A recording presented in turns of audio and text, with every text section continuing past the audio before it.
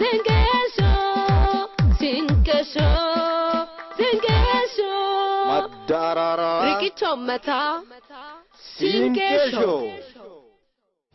Kabajamtoota hordoftoota sagantaa Sinkesho imala dheeraa irraa kaanee asallaa magaalaa bareedduu geessee jirti. Kan duuba kanatti argaa jirtan addabaabaayii magaalaan asallaa qabdu. Turtiin keenya kan asallaa keessatti taasifnu itti fufee jira. Imala gaazexeessaa faana turtiin keessan haa ta'u asallaa daawwataa isin daawwachiifnaa faana turaa isin jenneera. Sinkesho.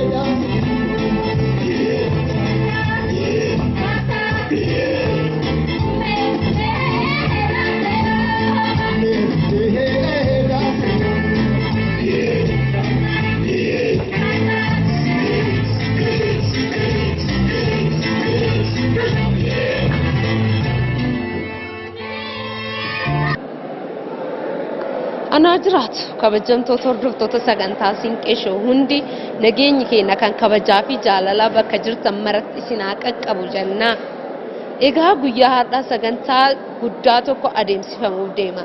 Sagantaan keenya kan guyyaa har'aa qabannee isinii dhiyaannu maalidha laata? Sagantaa ayyaana dubartoota waldaa Aanoleeti. Nutis achirratti argamnee waan achirratti geggeeffamu hunda takkaan isin biraan gahuu kenna. Ittuma fufna turtii keessan nu faana taasifadha. Sinkesho yoo daawwattan waa hedduu irraa barattan. Sinkesho.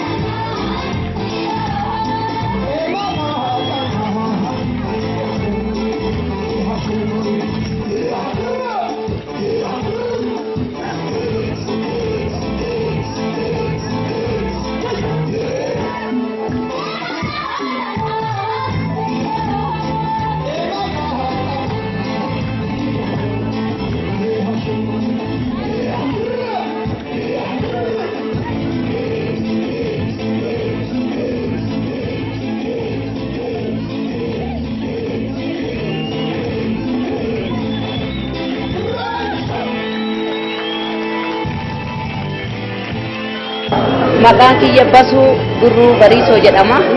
Ani dhalattu biyya Arsiiti, mucaa Kofalee jedhama. Amma teessoon jiraadhu Kanaadaa, Torontoo irraan jiraadha. Waldaa kana keessatti akkuma namni hunduu qooda hunda waan danda'e qabu, anis qooda garaagaraa qaba. Karaa fundraising haa ta'u, karaa organizing gooneetii, akkaataa gargaaruu haa ta'u, waanuma ta'een board member illee miti akka membara tokkootitti active member hin jedhamu. Baga dhuftan jenneerra sagantaa Siinqeeshooti. Mee sagantaan guyyaa har'aa maal fakkaata? Akkamiin ilaaltan? Dhugumatti yoo natti himi jettee sagantaa guyyaadhaa ibsuu hin dadhabe. Akka yaadee olii, akka eebdodhee olii baay'ee gammachuu qaba. Shamarran baay'ee iddoo kanatti hin argaa. Qeerroo baay'ee argee, qarree baay'ee argee dubbachuu hin danda'u. Qarreeniif qeerroon kenna waan biyyattii tana keessa dabarsite hunda keessa dabarsite kaafa lubbuu isaaniitiin hafanii adda hongattoota gugurdaa jedhamu kana waliin argamanii iddoo kana nu argamanii isaan arguun kiyya baay'ee gammachuu guddatti natti dhagahama. Dhugumaanuu biyya fagoo san teennee halkan hirriba dhabnee guyyaa nyaata wallaallee dhiiga qeerroof qarree teennaa lafa irra saree yoo dadhabnee waliin mataan tajaajila lafa kanarra haftaniirtan isin seeni garuu adaa haftaniirtanii isin argine gammade isin argee akka nama tokkootitti gammadee gammachuu guddaa hin qaba. Baga gammadanii ammas irra deebi'uudhaan anaa galmeetteerra mee fuulduratti waldichi kun garamii babal'ataa jettanii yaaddan kaayyoon isaa isin fuuldura. Waldichi kun waan tokko qaba. Waan tokko maali? Biyyattii tana keessatti dubartiin uduma kaayoo baay'ee qabdu, uduma beekumsa baay'ee qabdu, uduma waan baay'ee hirmachuu dandeessu keessattuu Oromoo keessattuu naannoo biyya Arsii keessatti yoo jedhallee waan kijibee natti hin fakkaadhu dhiibna hoffolcha kun opinion mataa kiyyaati baay'ee irraanfatameera seenaan kennas irraanfatamaa deemeera seenaa hiyyaata tamne ta'aa deemeera garuu seenaa boonsu qabna biyyuma hunda keessatti kaayoon kenna qeerroof qarree kenna kaayoo kenna barsiisu aadaa kenna barsiisu joogii lafa kaanii qodaa qoraasuu barsiisu haada lafa kaanii teepha sukkuumanii gaadii horii qabuu barsiisu kana irraan ka'ee haga waan gugurtaa tokko hojjetutti rakkataa gargaaru biyya tana tajaajilu eebduu garaagaraan qabna to akkanatti amma daqiiqaa kanatti deebisuu waan hin dandeenye tokko garuu eebduun kenna garri guddaan yaanni guddaan garri guddaan hundinuu shamarran teenya qeerroon teenya abbootiin gadaa teenya haawwotiin teenya waan biyyi faranjii ani keessa waggaa 33 taa'e sun nurraa barattee adda nu afoon baate san deebinee galfannee seera gadaa kennaa galfannee dubartii teenya ulfeeffatuu galfannee waliin dhaabatuu galfannee deebinee biyyattii tana dhaabnee Oromiyaa duwwaa dhuunfaan Arsii duwwaa dhuunfaan biyyattima hunda walitti qabatti deebifnee aadaa keenya galchinee waa'een siinqee aadaa mataa isaa danda'e ka kitaaba katabamu alamii kana barsiisuu danda'u aadaan xanafaas hin jira aadaan biyya biratti immoo ka biraa hin jira Oromoon saba badhaa kana walitti deebifnee adda faca'uun kenna beekumsa garaa qabaatuun kenna jabeenya laafuu dhuunfaan qabeenya kenna ta'ee qabeenya kenna kana walitti qabannee wallagga dhuunjeen wal qabannee ufafoo deemnee biyyattii tana badii jalaa qabnee nama goonee nullee nama taanee ka baqannellee gallee shamarran teennallee akka hin baqanne akka biyyaa hin baane garbumma biyyi namaa garbummaatti akka hin galle mataa isaanii akka hin garboomne biyya keessa jiran akka jabaatan kana gorsuuf kana barsiisuuf kanaan deemuu qabna kaayoo kana qabna achirratti karaa diinagdeetiinis dubartiin teenna hojjattee dunyaa godhatu akka dandeettu haadha qabeenyaa ta'uu akka dandeettu haadha beekumsaa ta'uu akka dandeettu biyya bulchuu akka dandeettu saba bulchuu akka dandeettu akka eenyutu mataa akka qabdu akkuma biyya siviilaayizii taatee sanitti hojjetu akka dubartiin teenna dandeettu akka baran akka argan kana aadaa isaanii gatanii dhumtaan aadaa isaaniitiin walitti qabatanii haawwatii teenna tadur aadaa tana gatuu diddaaf biyya tana gatuu diddaaf harmi murame san yaadatanii abbootii teenna harki murame san yaadatanii akka mudhii hidhatanii ijoolleen teenna shamarran teenna qeerroon teenna biyya kana akka geggeessan hawwii qabna itti hojjetu qabna. Mee dhumarratti wanni dhaamtan warri shamarran hin jechuu qabdan yoo hafee jiraate waan hin jedha. Shamarran teennaaf qeerrota keennaaf waan tokko duwwaan jedha. Biyyi namaa biyyuma namaati. Biyya bareedduu qabna. Biyya bareedduu qabna. Biyyittii tun baay'ee waan baay'ee qabdi. Qabeenya baay'ee qabdi. Nageenyi yoo jiraate nu namatti qubatu biyyaan bannu nuttuu namni hin gala. Kutadhaa mudhii gadi hidhadhaa.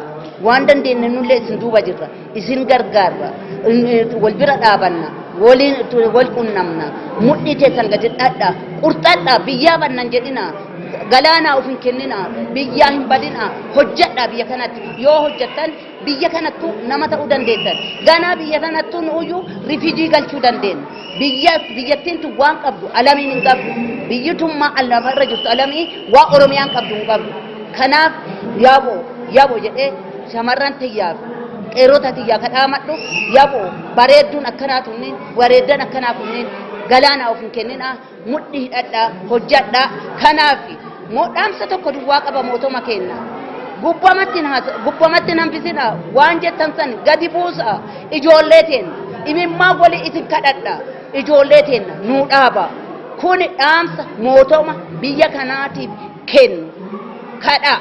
Waan danda'een isin duuba dhaabadha akka nama tokkootitti illee waan dandeenye isin duuba dhaabanna akka waldaatitti illee wal qabanna biyyi namaa biyyuma namaati mootumni kun akka waan kakuu gale san akka isin duuba dhaabatu akka isin illee gargaaru nullee akka wal gargaaru beekumsa qabnu akka walii qoonu mataa qabnu akka walirraa fudhannu nullee akka nu gargaaran wama ta'e hundaan akka wal duukaa duurana deemnu kana mootummaa kanaafis kadhaa waliin wogaa waliin siinqee qabadhee imimmaan qabadhee isaanitti silaa darbaa siinqee harkaan qabu imimmaan kiyya waliin isaaniif kennatu barbaada. Maqaan kiyya Ashannaafi Tashitaa Maammoo jedhama. Iddoon irraa dhufe godina Arsii Lixaa magaalaa Shaashamanneeti. Iddoon itti argamtu? Iddoon itti argamus achuma Shaashamannee. Amma keessa argamu. Amma Asallaa jira. Galma guddicha Asallaa galma aadaa Asallaa jira. Egaa sagantaan dubartoota aanoolee asitti kan qophaa'ee jiru Asallaa irratti. Asallaan maaliif filatame laata sagantaa kanaaf? Asallaan wanti filatameef Asallaan durallee lafa seenaati. Ammallee xiiqeen uummata Arsiitii fi uummata Amaaraa magaalaa Asallaa gidduu jiru luka kaasee qophii kana Baalee Roobee irratti Shaashamannee irratti Dodola irratti magaalota biraa irra kan goone irraa Asallaa kanatti goone Oromoon Arsii hanga gahu Amaaratti agarsiisuuf jechuudha. Gabaabatti isaa. Mee akkam ture oolmaan sagantaa har'aa maal fakkaata? Oolmaan sagantaa addaa akka dhuunfaa kiyyaatti baay'ee na gammachiiseera. Ammas warri dursanii bulteen dhufanis jiru ganama kana kaanee as geenne erga keenne hanga sa'aa kanaa qophiin akkuma argitu kana ho'aadha. Even qophii guutuu xumuruu dadhabnee gidduudhaan laaqana nyaannee itti deebi'u jirra. Mee ati akka dargaggeessa tokkootti sagantaa kanarraa maal baratta? Sagantaa kanarraa wanti baradhe tokko dubartiin dandeettiin dubartii hangam akka ga'u agarsiisaniiru keessattuu obboleettiin seeneet gizaachoo eenyu gizaachoo jedhamte maqaa ishee osoo gargaarte gaariidha. Isheenis akkuma obboleetti ishii walaloon isiin asirratti agarsiifte walaloo baay'ee namatti tolu. Ammallee waltajjichi hanga ammaa jalqaba hanga sa'a kana dubartootaan hoogganamaara. Warra dhiiraa keessaa warri haasaa kana godhan bulchaa kantiibaa magaalaa Asallaatii fi kabajamoo Birgaadeer Jeneraal Kamaal Galchuu qofa. Kanaafuu kun dubartiin hangam waltajjii akka hoogganuu danda'anii fi biyyas akka bulchuu danda'an agarsiiseera jedhee yaada akka dhuunfaa kootti. Mee ati dargaggeessa lafaa dhufaadha.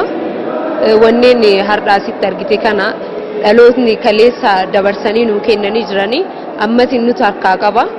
Atammoo dhaloota dhufuu karaa kamiin darbuu danda'uudha qaba jettee yaadda dhaamsi ati dhaloota dhufuuf yookaan dhaloonni amma irra jiru kun tiksee dhaloota dhufuun gahuu qaba jettee yaaddoo jiraate. Seenaa Oromoo dubbatamu seenaan Arsiin ka'a.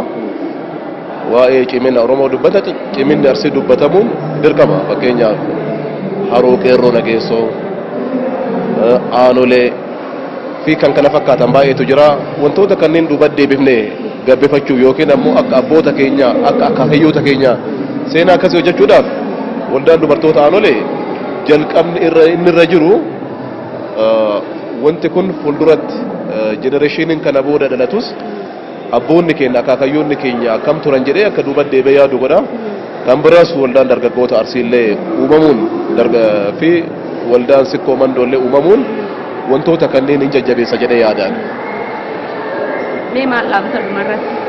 Wanti an dhaamu dura Birgaadeer Jeneraal Kamaal Galchuu akka dubbataa turanii an fakkeenyaaf Shaashamannee ta'uu kootti hin qaanfadhu. An Shaashamanneetti dhaladhee Shaashamannee jaaladha jedhe dhibbummaa miti. Ofitti amanamummaadha.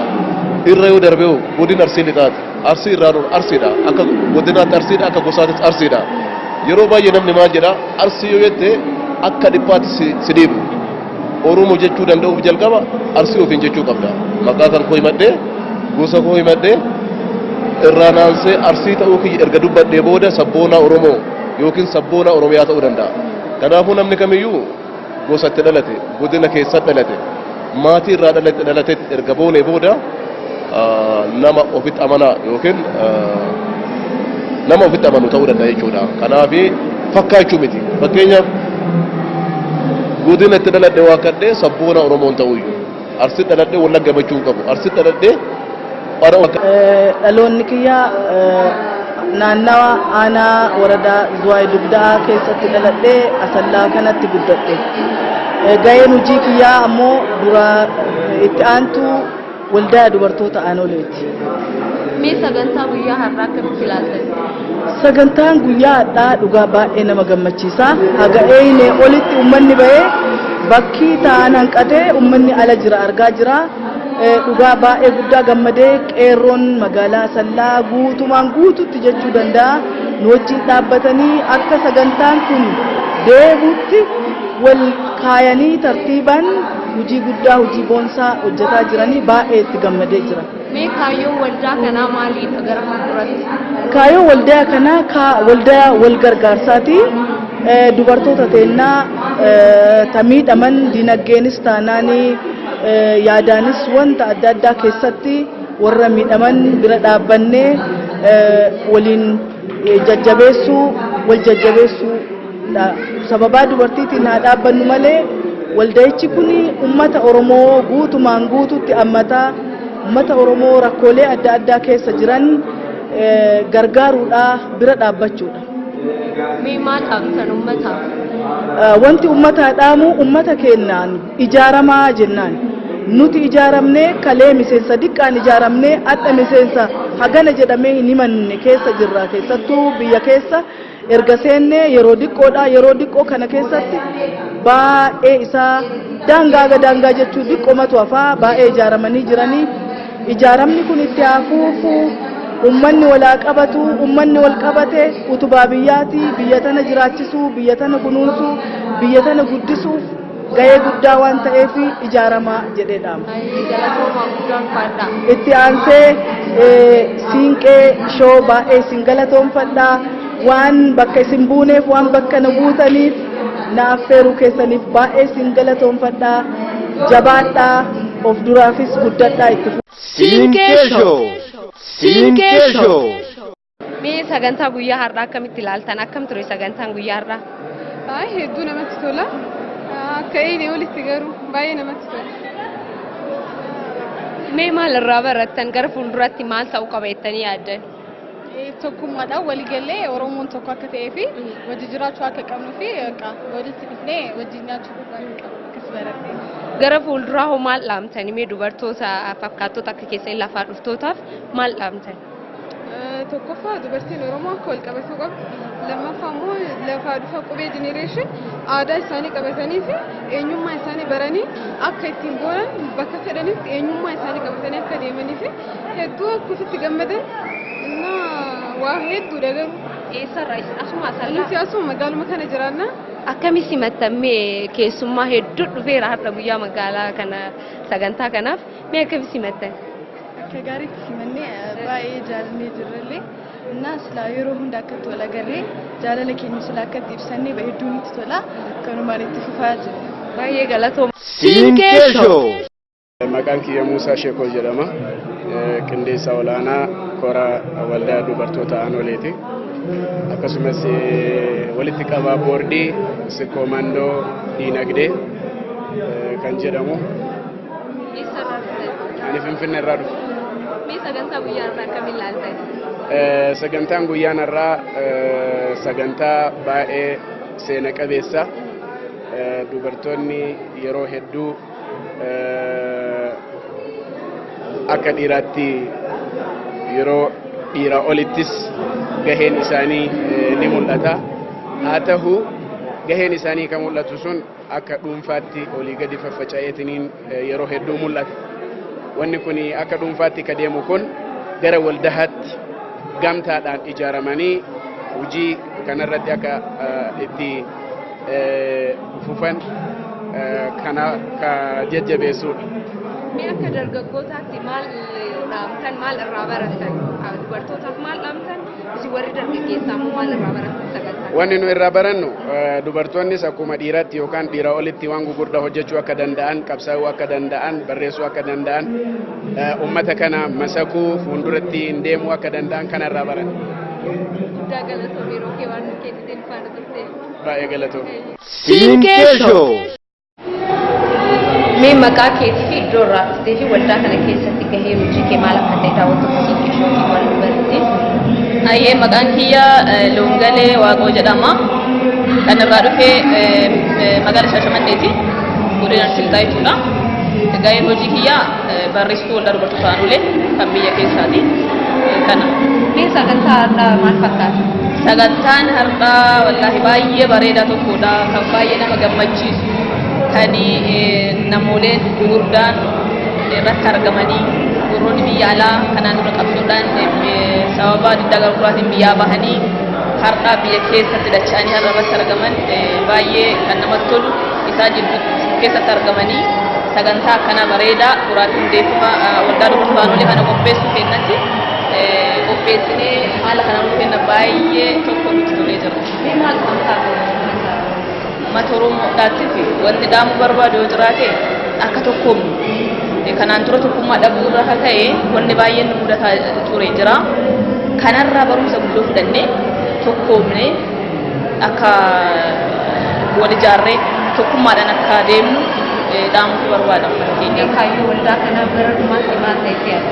Kaayyoon waldaa kanaa gara dhumaatitti dubartoota daa'imman harka qalleeyyii rakkatanii karaa gubbarratti miidhaman ammallee ijoollee haadhaaf abbaan irraa jirre kanaan durallee waan baay'ee hojjetaa ture jira waldaan dubartoota Aanolee dubartoota immaayyuu dubartoota Oromoo biyya ambaatitti biyyoota garaagaraa araba keessa dhukkubsatanii qilleensarraa wal ijaaranii ijoolleen kunniin akka yaalaman qarshii walitti erganii baay'ee gargaaraa turanii ammallee biyya keessattillee ijoolleen kun biyya keessattillee nama rakkataa gargaaruudhaan wal ijaaranii waan baay'ee hojjetuudhaaf kaayyoo qabu waldaan dubartoota Aanolee jechuudha. Kana fakkaata. Guddaa galatoomii. Baay'ee sinillee galatoomii. Sinkeesho.